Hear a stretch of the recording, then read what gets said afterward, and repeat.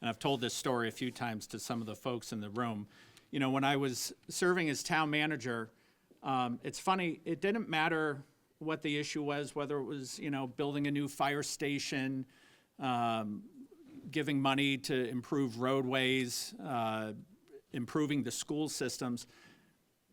There was always broad consensus among people who were Republicans and Democrats. You saw people who you knew maybe that they had a particular party label, but it never came out in the discussion because they were issues of where there was broad consensus and commonality, and that seems to happen a lot on the local level.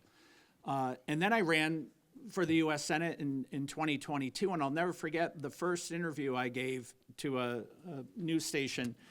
I had said the word, I was talking about how I thought people wanted to see both sides of the aisle find compromise on issues that mattered most to them. And I was taken aside by my consultants right after that and summarily told that it'll be the last time I ever use the word compromise in any interview, that was not what the voters wanted to hear. And I thought, man, this is what is wrong in our politics today. The system is incredibly broken when that is, in fact, the case.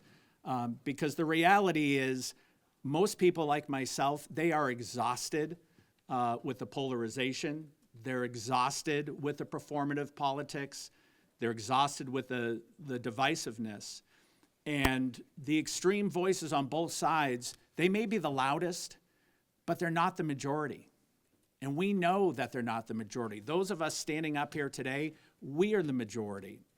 And that's what the New Hampshire Forum is all about. It's bringing voices across all of New Hampshire to find those areas of commonality, to find those issues where there is broad consensus, to weigh in on those issues and send a message to our legislators that we want you to work on these issues together. And we want you to find solutions to these issues where we know that there is broad consensus. And that, guess what? It's not a dirty thing for the two parties and independents to be working with one another. So as Donna said, that it starts by taking the online survey, by weighing in, giving your voice. The website is, again, nhforum.us.